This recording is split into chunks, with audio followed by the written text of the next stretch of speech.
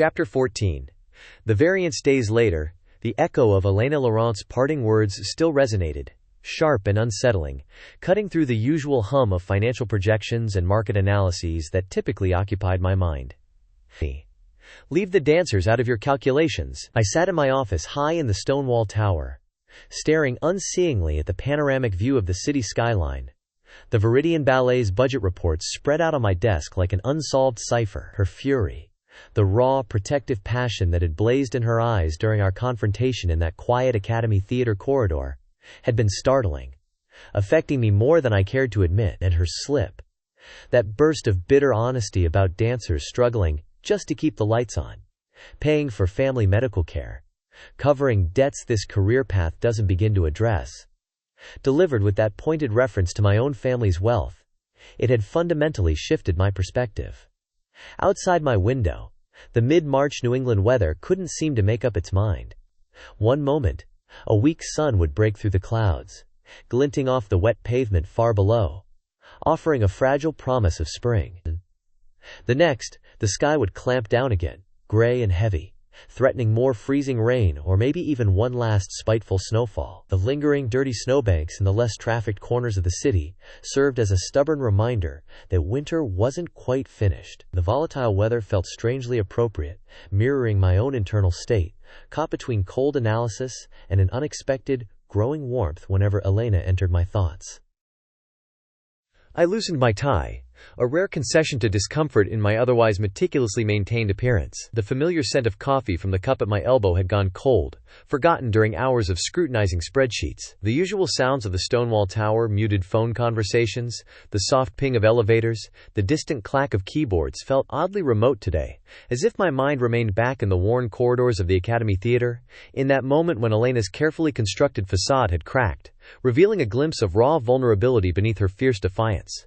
The gala, weeks ago now, felt like a distant, glittering illusion. Its financial success, boosted significantly by the signed shoe initiative, had temporarily placated the board and earned me a brief, approving nod from my father during our weekly call. But the underlying questions remained, festering beneath the surface. The pointed shoe budget anomaly was still glaringly obvious in the quarterly reports. Martha, the costumer, remained a font of weary hints about supply issues and questionable quality, her cooperation in the shoe signing project marked by a distinct lack of enthusiasm and an even more distinct lack of numerous, presentable retired shoes. And my discreet inquiries directed towards Veridian's finance department, Henderson and Albright, were being expertly slow-walked, buried in bureaucratic procedure and vague promises of forthcoming detailed reports that never quite materialized with the necessary granularity. I picked up a small stress ball from my desk, a gift from my brother Robert, who claimed it would keep me from strangling the next finance VP who attempted to explain away a discrepancy. The memory of Robert brought a fleeting smile. His texts about his baking channel continued to arrive at odd hours, enthusiastic updates about sourdough techniques, and the perfect lamination for croissants. Such a contrast to my sister Quinn's razor-sharp marketing updates, or my father's terse business inquiries. Despite the looming pressure of the Veridian investigation, I found myself momentarily missing our family dinners, where business talk was temporarily suspended in favor of Robert's culinary experiments.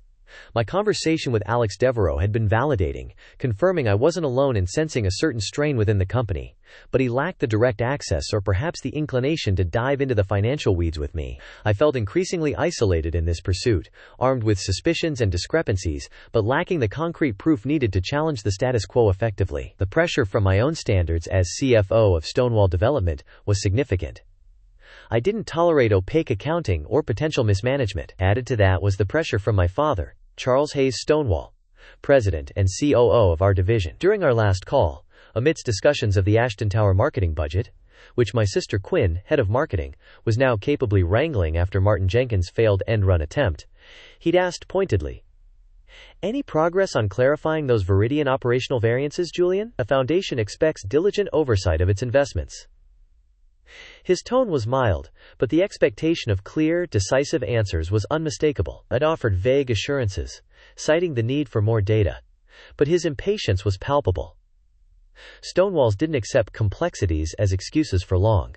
And then there was Elena. Her image kept superimposing itself over the spreadsheets, making it difficult to maintain the cool analysis that was my professional trademark.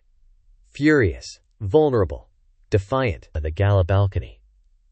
The unexpected intimacy, the charged air, the near kiss, felt like a dangerous undercurrent pulling at my professional objectivity. Her confrontation had thrown that into sharp relief.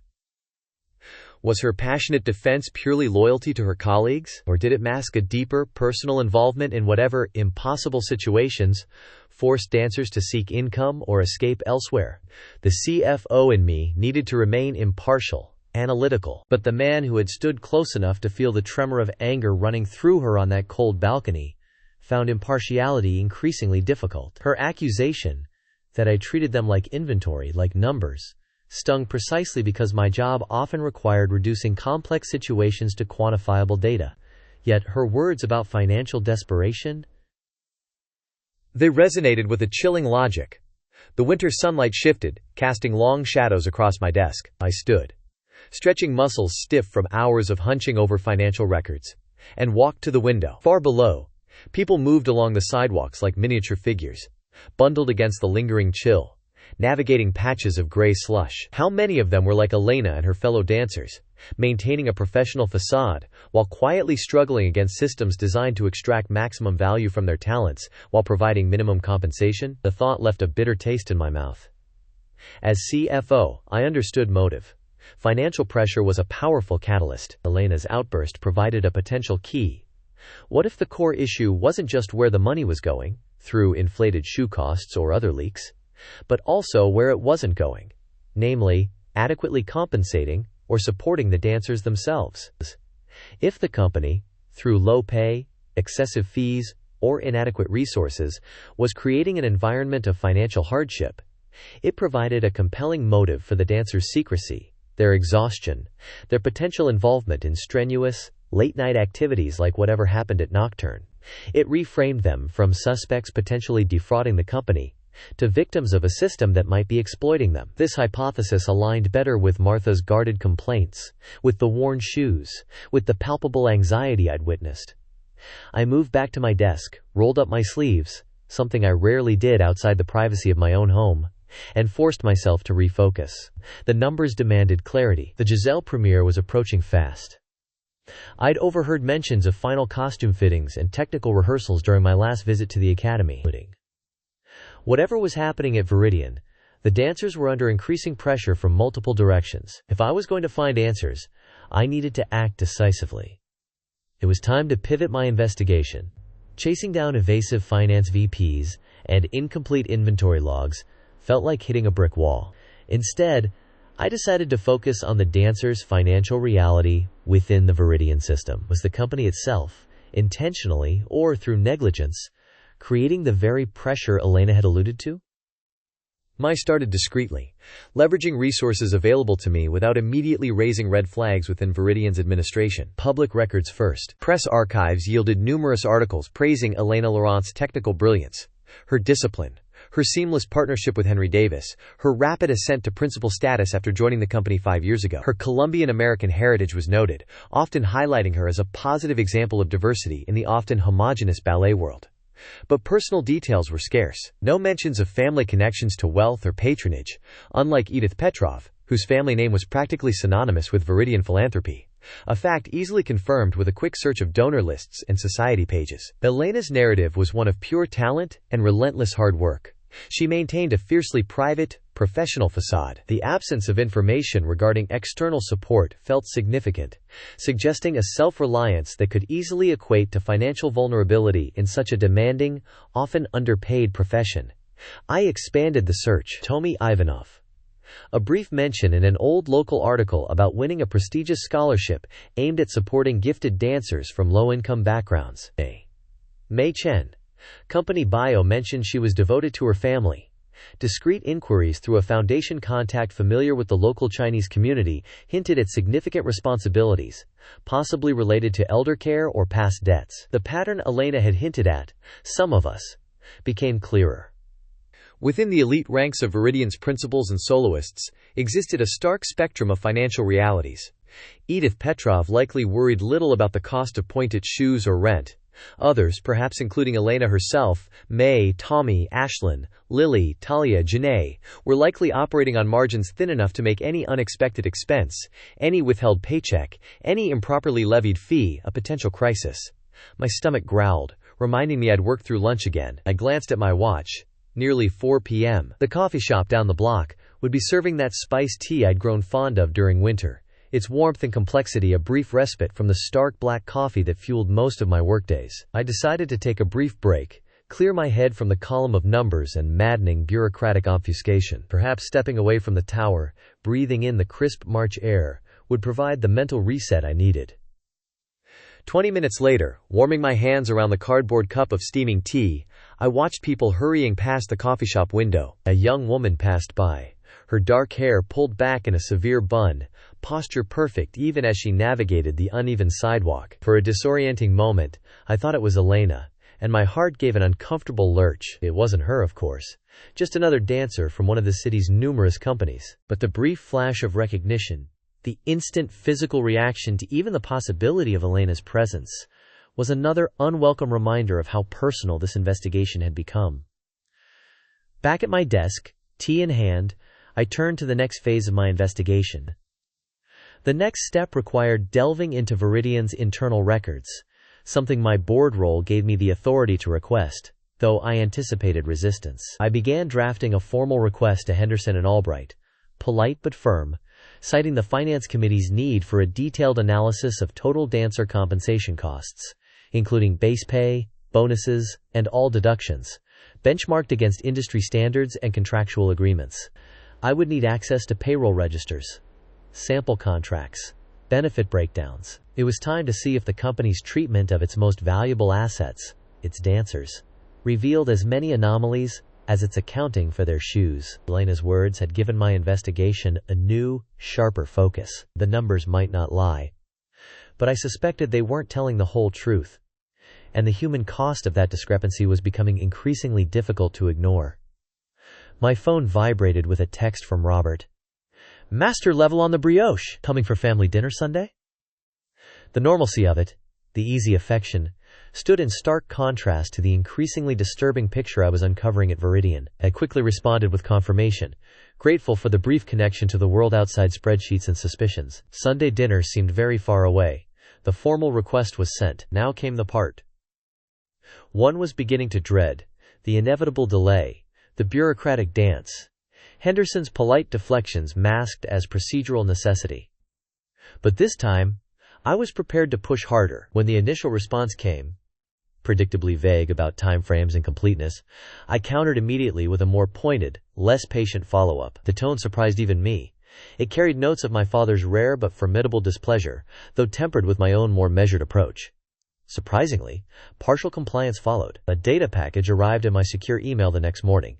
Dancer contracts, deduction schedules, payroll summaries. It felt like progress, until I began examining the files closely. The contracts were standard templates, missing key individual addendas that would specify roles, requirements, and compensation details. The payroll summaries were aggregated by department, not broken down by individual dancer, making it impossible to confirm whether the deduction patterns Elena had hinted at were widespread or isolated. The deduction schedules listed codes and percentages, without clear definitions of what each represented, or the authorization framework behind them.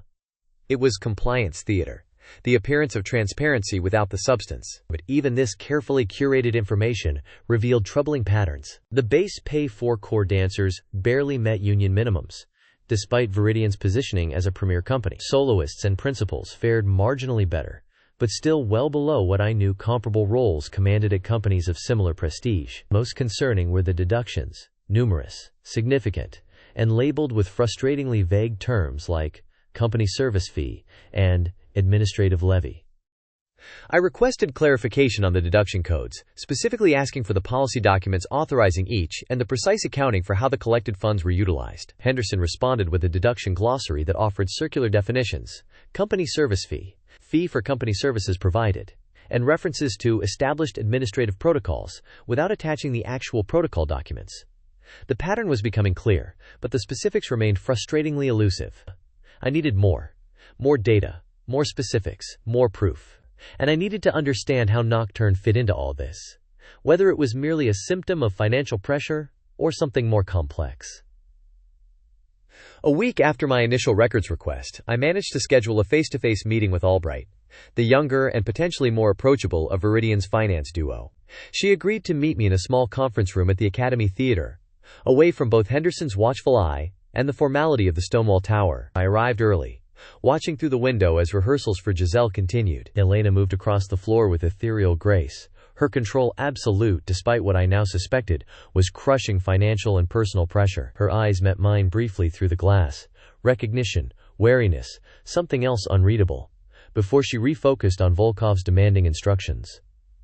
Albright arrived precisely on time, clutching a folder of documents to her chest like a shield. Her professional demeanor couldn't quite mask an underlying nervousness. We exchanged pleasantries, but I sensed her wary anticipation, the slight tension in her shoulders as she waited for the real purpose of this meeting to emerge.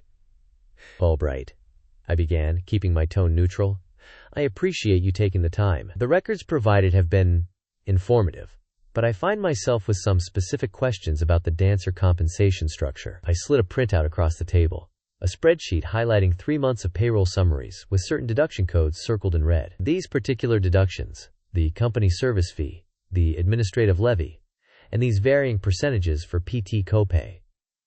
I'm having trouble reconciling them with the standard deduction codes outlined in the union agreements. She glanced at the paper, her lips pressing into a thin line. "These are supplementary codes. Company-specific." "I see. And who authorizes these supplementary deductions? The board? The executive committee? I don't recall these specific fee structures being presented in any financial reviews." She shifted uncomfortably, her fingers nervously adjusting her glasses. "They're administrative determinations, long-standing practices. Mr. Henderson would have more detailed information on the historical authorization." "Of course," I smiled slightly, letting the pause stretch uncomfortably. "What's particularly interesting is the application pattern. Not all dancers seem to have identical deduction structures, despite holding similar positions. For instance, I produced another document, this one comparing deduction totals for 2 core dancers with identical seniority. Why would dancer A have nearly double the administrative levy of dancer B in the same month?" Her eyes flickered to the door, as if calculating an escape route. "There are variables based on resource utilization. Resources such as physical therapy sessions, special coaching, costume maintenance." She recited the list with practiced ease, but her gaze remained fixed slightly to the left of my face. "I see. And these sessions, this coaching, they're tracked meticulously? There are records confirming each dancer received services proportionate to their deductions?" Her hesitation was brief but revealing. "Mr. Henderson maintains those records." "Of course he did. Always Henderson, the shield, the gatekeeper."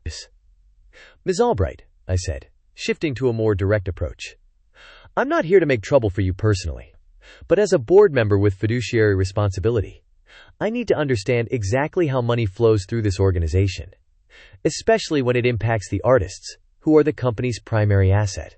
These deductions represent significant percentages of already modest salaries. If they're legitimate, straightforward, and properly authorized, there should be no difficulty providing the supporting documentation." I leaned forward slightly. "But if they're not?" I let the implication hang in the air between us. Her eyes widened fractionally, and she swallowed hard. "Mr. Stonewall, I really can't. Mr. Henderson has been with the company for 15 years. These systems predated me. I process what I'm given." Her voice had dropped to barely above a whisper. "Interesting. Not a denial. Not a defense. Just a deflection of personal responsibility. Then perhaps we should focus on the third-party benefit reports," I suggested smoothly. "The ones that should reconcile these PT copays with actual services rendered. Those would have come through your department for payment processing, correct?" She nodded reluctantly. "Excellent. I'd like to see those reports for the last fiscal year, along with the corresponding vendor contracts." "That seems like a reasonable request that wouldn't put you in an awkward position with Mr. Henderson, yes? Simply providing existing documentation?" She hesitated, then nodded again, more firmly this time. "I can compile those, but it might take a few days." "Of course. By Friday?" she agreed, and our meeting concluded. As she gathered her papers with slightly trembling hands, I felt a complex mix of satisfaction and unease. I was making progress, forcing cracks in the wall of silence. But the human cost was becoming increasingly apparent. Not just in the dancer's struggles, but in Albright's obvious discomfort, her fear of challenging a system she clearly found troubling but felt powerless to change. The requested third-party benefit reports never arrived. Instead, Henderson sent a terse email explaining they were undergoing routine verification and would be provided when the process concludes. No timeline offered. Meanwhile, the week's visits to the academy revealed Elena and her colleagues looking increasingly exhausted. As Giselle rehearsals intensified, the circles under Ashland's eyes had darkened. Tommy moved with a barely perceptible limp she clearly fought to hide from Volkov's critical eye. Miui's usual serene focus seemed strained, brittle, and Elena. Her technical perfection remained absolute, but watching her from the discreet back corner of the studio during a particularly demanding variation, I caught a moment when she thought no one was looking. A flash of profound weariness that transformed her face completely before the professional mask slipped back into place. The cold fury simmering in my chest coalesced into sharp, tactical focus. My initial shock and disturbance gave way to the analytical mind that had navigated complex corporate landscapes for years. Exploitation, fraud. These weren't abstract concepts to me, but concrete problems demanding methodical dismantling. Henderson and Albright's obstructive tactics had inadvertently confirmed my suspicions. Now, I needed irrefutable proof and a clear map of the financial manipulation. First, I returned to the sprawling spreadsheets. The missing third-party benefit reports were a critical gap, likely holding the key to a significant portion of the unexplained deductions. I drafted another email, this time addressed solely to Henderson, copying Albright, its tone glacially formal. I referenced the specific clause in my initial request regarding third-party documentation, noted its conspicuous absence, and set a non-negotiable deadline of 24 hours. I attached a marked-up version of the inadequate deduction glossary, highlighting the vague entries, company service fee, administrative levy, and demanded precise, itemized breakdowns of what constituted these charges and the authority under which they were levied. I subtly reminded Henderson of the potential legal ramifications of incomplete or inaccurate reporting to the board, framing it within the context of upcoming audits. While waiting for the inevitable pushback or, hopefully, compliance, I turned my attention to Albright. Her flicker of unease during our meeting hadn't gone unnoticed. She was younger, perhaps less entrenched in whatever system Henderson was defending. Was she merely following orders, uncomfortable but complicit? Or was she trapped, aware but powerless? I decided on a subtle approach. I sent her a separate, brief email, thanking her for the prompt delivery of the contract copies and the initial payroll data, acknowledging the complexity of the task. I then casually mentioned needing clarification on a minor point regarding the historical application of certain benefit codes, and suggested a brief, informal chat at her convenience, perhaps over coffee away from the main finance office. I needed to gauge her reaction, to see if she was willing to engage outside Henderson's immediate orbit. My next call was to Eleanor Vance, a discreet but formidable forensic accountant I'd worked with years ago during a particularly messy acquisition. I outlined the situation hypothetically, omitting names and specifics, focusing on the patterns: opaque deductions, potentially inflated copays disguised as fees, consistently low net pay despite contractual minimums, and resistance to providing transparent data within a non-profit arts organization. Interesting, Eleanor murmured through the phone, her voice crisp and devoid of surprise. Classic signs. Could be anything from simple mismanagement and outdated systems leading to errors, to something more structured. Padding operational budgets, skimming vendor payments, direct embezzlement disguised as fees. The service fee is a common flag, especially if applied uniformly. You need the flow, Julian. Where does that money actually go after it's deducted? Does it sit in a general operating fund? Does it go to a specific third party? Does it vanish into a less scrutinized account? Her questions sharpened my focus. I needed the bank statements corresponding to the payroll runs, the detailed transaction records for the accounts these deductions flowed into. That would be my next request, once the third-party reports were, or were not, delivered. Rain had started falling outside my office window, a cold, steady March drizzle that blurred the city lights far below. The thought of Elena and the others, making their way home in this weather, exhausted after hours of rehearsal, potentially heading towards whatever late-night engagements made their financial survival possible. It added a visceral edge to my determination. This was no longer just about spreadsheets and accounting anomalies. It was about real people, caught in a system that seemed designed to extract maximum value while providing minimum support. I spent the rest of the day cross-referencing the dancer lists against performance schedules and program credits I accessed from Veridian's public archives. Were the special coaching or costume maintenance fees correlating with specific productions or roles? My initial scan showed no obvious pattern, suggesting the charges might be arbitrary, further strengthening my suspicion of impropriety. My email demanding the third-party benefit reports and clarification on the deduction codes landed with a digital thud in Henderson's inbox. The 24-hour deadline was aggressive, intentionally so. I needed to maintain pressure, to signal that my patience for bureaucratic obfuscation was exhausted. While I waited, my attention pivoted. The payroll analysis had revealed how money was being extracted from the dancers. Now I needed to understand where it was potentially flowing out of the company on the other side, through the very services those deductions purported to cover. If the company service fee was a catch-all for administrative costs, the explicit deductions for things like physical therapy copays and coaching required a closer look at the providers themselves. Eleanor Vance's words echoed, "You need the flow." That meant scrutinizing the company's expenditures on these services. I drafted a new set of requests, broader this time, aimed squarely at Veridian's accounts payable records and vendor management files. Again, I addressed it jointly to Henderson and Albright, citing the ongoing budget preparation and the need for a comprehensive review of all major service contracts impacting dancer welfare and operational costs. My specific demands included all active contracts with third-party providers for physical therapy, specialized coaching, ballet masters, conditioning specialists, etc., nutritionist services, and any agreements with external fitness facilities, gyms, Pilates studios, used by dancers. Detailed, itemized invoices from these vendors for the entire previous fiscal year, corresponding to the period covered by the payroll registers I already possessed. Complete payment logs showing dates, amounts, and authorization. Requesting payroll data was one thing. Demanding access to vendor contracts and payment histories felt like probing deeper into the operational core, potentially closer to where significant financial decisions and perhaps manipulations were made. Henderson's reply, when it came nearly 8 hours later, was predictably evasive regarding the vendor contracts. He cited confidentiality clauses and the sheer volume of documentation, suggesting a summary report of vendor expenditures might be more efficient for the board's purposes. He completely ignored the 24-hour deadline on the benefits reports, merely stating they were working with external partners to compile the necessary information. Albright offered no separate reply this time, a silence that felt less like agreement and more like strategic retreat under Henderson's direction. Enough. The time for polite requests, even firmly worded ones, was over. My position on the board wasn't just a title.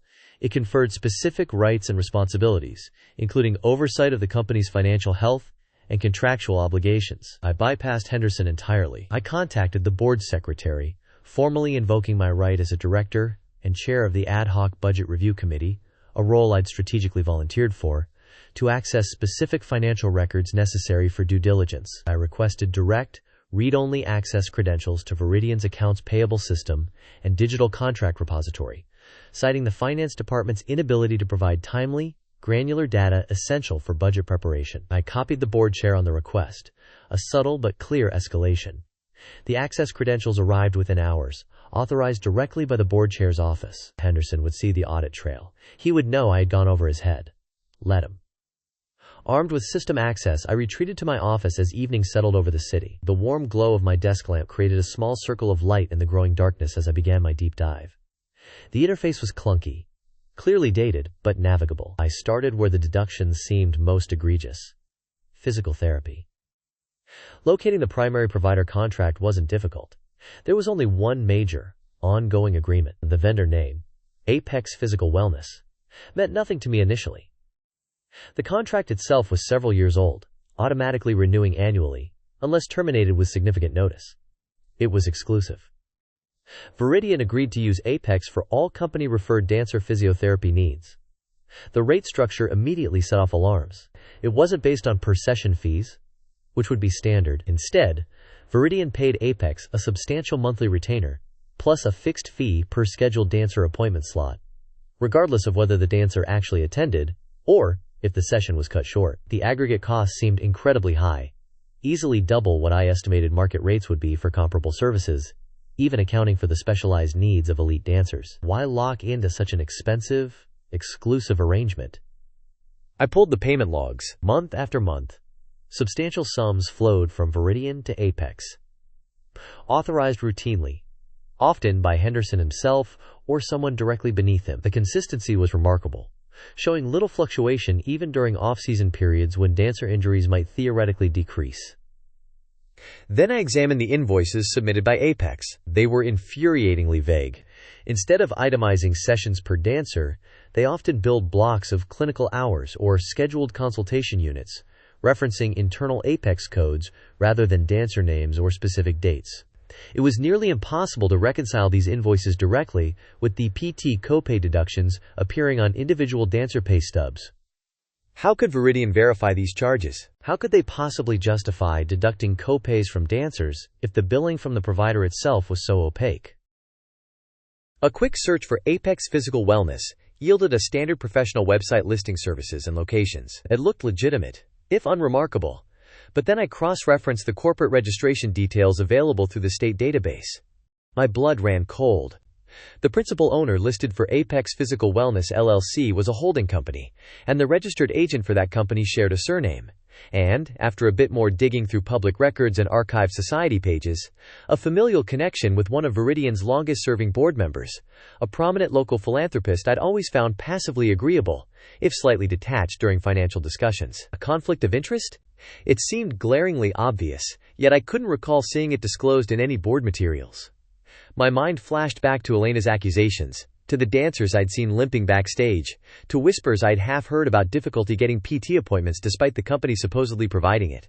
Were appointment slots intentionally limited to keep the billed scheduled consultation units high, while actual service delivery remained constrained? Were dancers being charged copays for sessions that were already covered, or perhaps never even happened, effectively subsidizing an overpriced contract benefiting a connected party? The magnitude of the potential exploitation suddenly hit me with physical force. I pushed back from my desk, rubbing my eyes, which stung from hours of staring at the screen. The rain outside had intensified, drumming against the windows. I stretched, feeling the tension in my shoulders and neck, and walked to the small private bathroom adjoining my office to splash cold water on my face. The man in the mirror looked haggard, troubled, far from the composed CFO image I typically maintained. For a moment, I saw my father's face in my own. Not his usual controlled demeanor, but the rare, intense focus he displayed when confronting corruption in his own business dealings. The unexpected resemblance was jarring.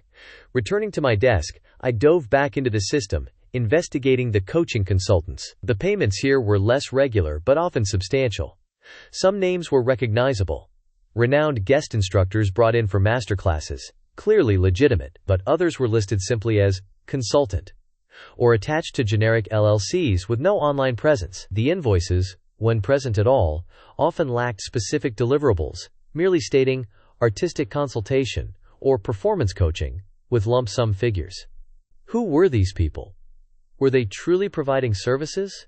Or were these, potentially ghost invoices, a way to siphon funds? One recurring consultant name seemed vaguely familiar, connected somehow to Henderson's previous role at a different arts organization years ago. Another loose thread to pull.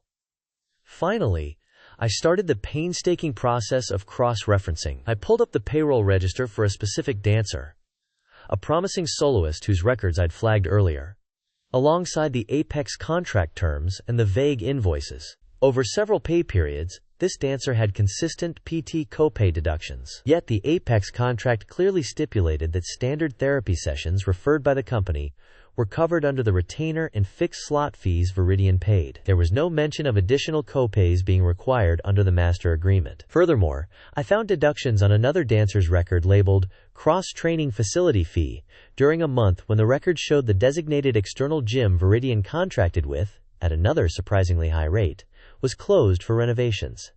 It was double-dipping, plain and simple, charging dancers for services seemingly already paid for by the company, or for services potentially not even rendered. The system wasn't just inefficient. It felt deliberately structured to extract value at multiple points, funneling money towards preferred vendors, while simultaneously clawing funds back from the performers. So this is how it works, I thought, leaning back. The cool leather of my chair a stark contrast to the heat rising in my face. It's not just the low base pay. It's not just the opaque company service fee. They inflate costs on the vendor side, possibly enriching connected parties like Apex, creating a drain on the overall budget. Then, they compound the injury by improperly deducting fees from the dancers for those same, overpriced services. It's a two-pronged financial assault. Suddenly, the persistent budget struggles, The narrative of fiscal constraint that permeated every board meeting felt fundamentally dishonest. Where was all the money going? Was this systemic drain the reason funds always seemed tight for essentials? Elena's raw frustration about their financial precarity wasn't just about low salaries. It was about being nickeled and dimed by their own employer, bled slowly by 1,000 cuts disguised as co-pays and fees. And Martha Crow, the weary wardrobe mistress, meticulously tracking every ribbon, complaining about making budgets stretch, about the difficulty getting approvals upstairs for quality pointy shoes. I dismissed it as the typical lament of a department head fighting for resources. But now? Her comments sounded different, less like standard operational friction, more like the struggle of someone working within a system where the allocated funds were being systematically hollowed out before they reached her department. Perhaps the high budget line for shoes was approved on paper by the board, looking perfectly adequate, but the actual cash available for Martha to spend was significantly less because money was leaking out through inflated contracts and questionable consultancy fees authorized by Henderson or someone higher. She wasn't just managing inventory, she was likely fighting a hidden current of financial mismanagement, forced to make compromises like cheaper shoes that directly impacted the dancers' well-being and performance. The clock on my wall showed nearly midnight. The tower was silent now, most employees long gone. The rain continued its steady rhythm against the windows. I got up, ignoring the protest of stiff muscles, and walked to the large whiteboard mounted on my office wall, usually reserved for mapping out deal structures or corporate reorganizations. Now, uncapping a black marker, I began sketching the connections I'd uncovered within Veridian's finances. At the top, I wrote, stated budget lines, e.g., point shoes, seemingly adequate, inflated, an arrow pointed down to reported reality, Martha Crow, dancers, scarcity, poor quality, insufficient supply. On another side, I started a parallel track, dancer compensation, base pay, acceptable, below that. Deductions, excessive and opaque. Service fee, admin levy, and branching from that. Specific deductions. PT, coaching, facility. Questionable validity, double dipping. Then, connecting from those deductions, I drew lines pointing towards vendor contracts, Apex PT, consultants, etc., exclusive, above market rates, vague invoicing, potential conflicts of interest, board member connection. Finally, I drew lines converging from the inflated budgets, the questionable deductions, and the suspect vendor contracts, towards a central point, and hesitated for a moment. Then wrote, systemic financial drain beneficiary? Below that, a stark consequence. Dancer financial hardship and compromised resources. Staring at the board, the interconnected lines forming a tangled web, the pattern felt undeniable. This wasn't just a series of isolated errors or minor inefficiencies. This was a compelling picture of, at best, gross financial mismanagement, bordering on negligence. At worst, it was a deliberately constructed system of exploitation and potential fraud, siphoning funds away from the company's core artistic mission and the artists themselves, possibly enriching a select few individuals or entities connected to Veridian's leadership or board. The picture crystallizing in my mind was alarmingly clear. The dancers, these incredibly dedicated, physically gifted individuals, were the primary victims. They were caught in a vice, underpaid for their demanding labor, then overcharged through dubious deductions for services that were either inadequate, already paid for by the company, or potentially linked to inflated contracts benefiting insiders. And on top of that, they potentially weren't receiving the essential tools of their trade, like quality pointed shoes, because the funds allocated on paper were being bled away before reaching the departments responsible for purchasing them. Elena's furious outburst during our confrontation replayed in my mind, no longer sounding like the defensive anger of someone caught doing wrong, but like the raw, desperate truth of someone trapped within an exploitative system. Her bitterness about my family's wealth, the implied accusation of board complicity, it wasn't just rhetoric. It stemmed from the lived reality of struggling to survive while performing artistic miracles for an organization that seemed to be systematically undermining their financial stability. And Nocturne, that mysterious late-night venue Alex had mentioned. Initially, I'd considered it a discipline issue, maybe youthful rebellion or internal artistic clashes spilling out inappropriately. But now, viewed through the lens of this pervasive financial pressure, it seemed entirely possible. even probable, that Nocturne wasn't just some frivolous side project. Could it be a direct consequence of this squeeze? Were dancers performing elsewhere, perhaps in less reputable venues or under pseudonyms, simply to make ends meet, to afford rent in this expensive city, to pay for the extra coaching or physical therapy the company failed to adequately provide or improperly charge them for? The financial motive, previously just a vague possibility, now felt like a strong, plausible driver. I stepped closer to the window, watching raindrops trace chaotic paths down the glass, the city lights beyond blurred and diffused. A memory surfaced. Elena in rehearsal. Her face transformed in those brief moments when she thought no one was watching, revealing bone-deep exhaustion before the professional mask slipped back into place. The contrast between the ethereal grace of her performance and the grinding reality of what might be sustaining it physically ached somewhere in my chest. My suspicion, initially a nebulous unease directed at the vague possibility of dancer misconduct, now shifted definitively. The problem wasn't the dancers breaking rules out of malice. The problem was rooted firmly within Veridian's management, its financial controls, and potentially its governance. Who truly benefited from Apex Wellness's lucrative contract? Who approved those vague consultant invoices?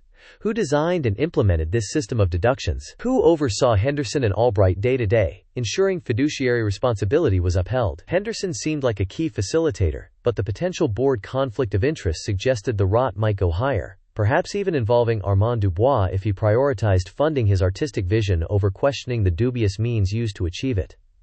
A cold resolve settled over me, replacing the earlier shock and anger. This wasn't just about uncovering financial irregularities anymore. This was about potential corruption, feeding off the dedication and vulnerability of artists. The Stonewall Foundation's name, my family's legacy of philanthropy built on integrity, could not remain associated with an organization operating like this. My father, with his unwavering ethical compass, would have demanded immediate, decisive action. And I would take it. But how? My next steps required careful consideration. Rash moves could backfire, allowing culprits to destroy evidence or rally opposition on the board. First, I needed to consolidate my findings. The whiteboard map was a start.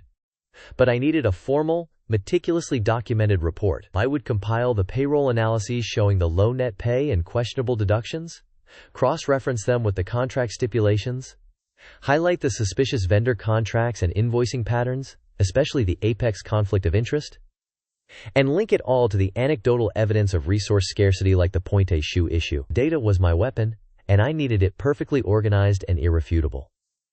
Second, the strategy for disclosure was critical. Going directly to the full board felt premature. It could fracture allegiances and make a controlled investigation impossible. Confronting Henderson or Albright directly seemed equally risky.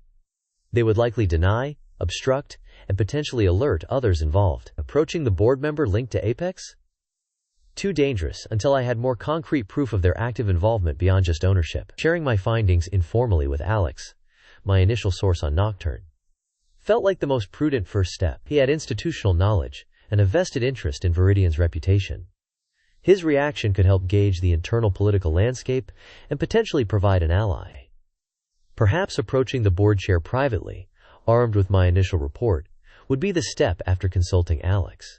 And running parallel to all this was the Nocturne investigation. Understanding what it truly entailed and confirming the involvement of Veridian dancers was now more critical than ever. It wasn't just about rule breaking, it was potentially a symptom of the deeper financial disease I was uncovering. Proving that link would add significant weight to my case about the impact of the company's financial practices. The hour was late. My office felt quiet, almost sterile. Yet the air crackled with the energy of imminent conflict. I was surrounded by the digital and paper trails of potential wrongdoing.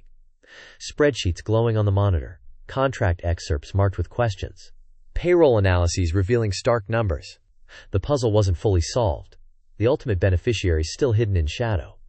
But the shape of it was horribly clear. The pressure to find answers, to act, felt immense. But it was no longer driven by vague suspicion. It was fueled now by a cold, clear sense of purpose. To expose the truth, however ugly, and demand accountability. The image of Elena flashed in my mind again.